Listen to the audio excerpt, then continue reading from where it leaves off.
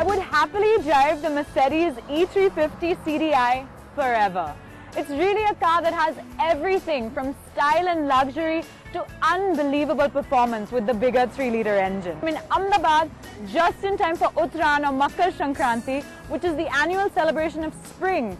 And it's a kite flying extravaganza over here, so I'm sure it's going to be a beautiful day. Now let's explore the city.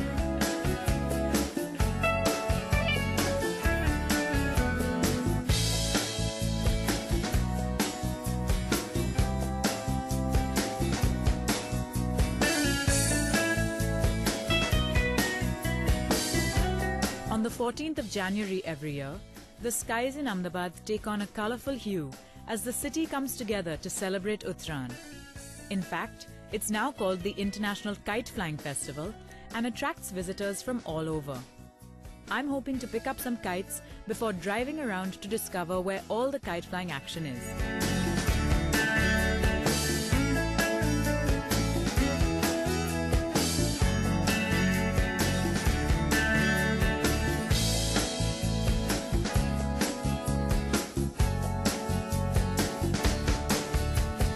As I drove around, I was greeted by the sights of numerous kite vendors, and it was exactly what I was looking for, because I was hoping to buy some string and some kites so that I could try my hand at flying one as well today.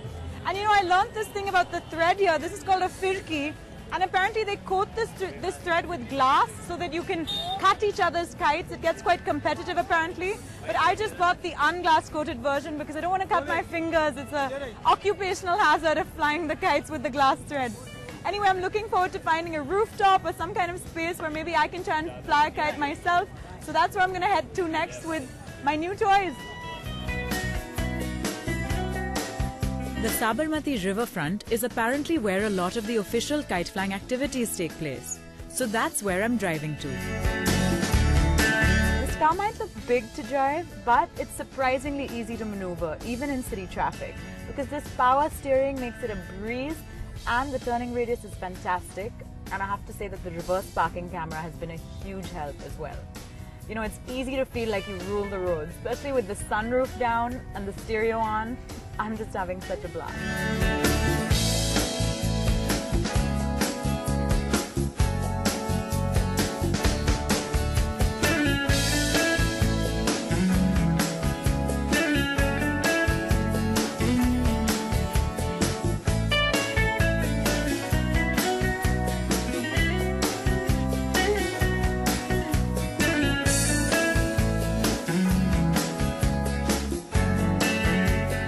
To the Sabarmati riverfront, which is where all the action is. It's the official ground of the International Kite Flying Festival, and as you can see, there's hundreds of people here who brought their kites and their firkis and having a great time.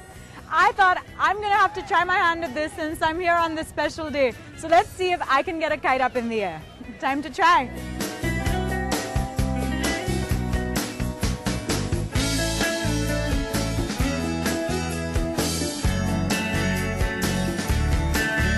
To fly a kite, you have to keep tugging on the string to ensure that the top end stays upright, using the wind to soar, or else it nosedives to the ground. But it's getting hot and still up here as the afternoon approaches, and I see people making their way down to relax on the promenade. I'm curious to see what it's like.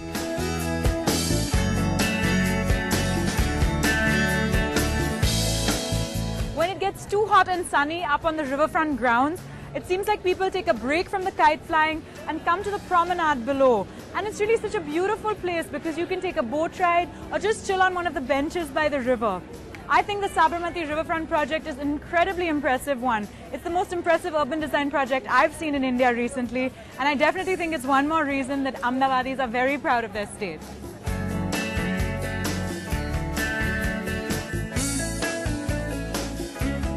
After joining in the Uttaran festivities and trying my hand at flying a kite on the riverfront, I hope I can squeeze in a little sightseeing. Ahmedabad is a really vibrant city with plenty of places to see and lots of things to do.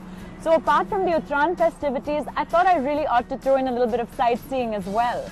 And if you recall, Ahmedabad is a really significant place in India's freedom story because Gandhi ji lived here, and it was from here that he started the historic Dandi March. So I thought I really ought to check out the Gandhi Ashram before I leave. And that's where I'm off to next.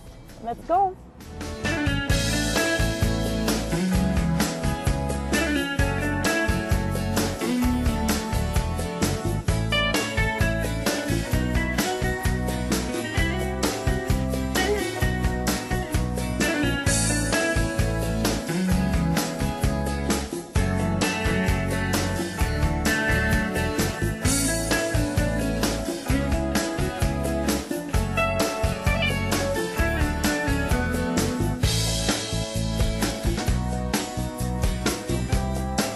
The ashram, located on the banks of the Sabarmati river, were Gandhiji's headquarters during India's freedom struggle. And you can see here his living quarters as well as a museum that presents his life and teachings through images and texts. It's really a beautiful place. What I found really interesting was this charkha, and you also see his original charkha in his room. This is how he would spin cotton into khadi, and it was a major part of his vision for freedom for India. Also, it's said that he chose this site because it's located between a cemetery and a jail, and he foresaw that these were probably the two options for any satyagrahi. In fact, his own ashes were immersed in the river in front of the ashram.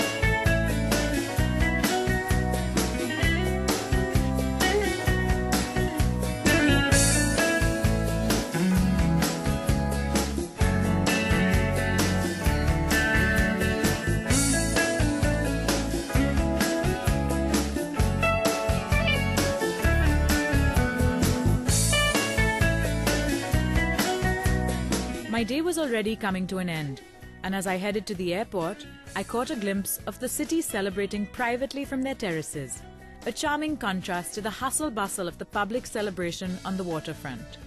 It was lovely to see so many families enjoy the kite flying tradition with their children, even right from their own homes.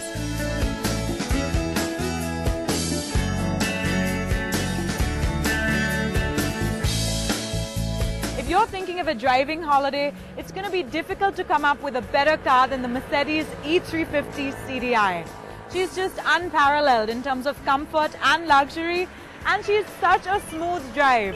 I have to say that it definitely added some major sparkle to my travels. And I highly recommend coming to Ahmedabad if you can in the winter months. Even if you've missed Uttarayan, it's just such a good time of year to come by because the temperatures are so pleasant and it gets so hot as we get closer to the summer. I hope I can come back here next year for Uttarayan. I had such a good time flying kites. I think I still have a long way to go though before I can fly one well myself, but I had some friendly people help me out. And I'm looking forward to seeing more of the country over the next few weeks. I hope to catch you next week again at an exciting destination.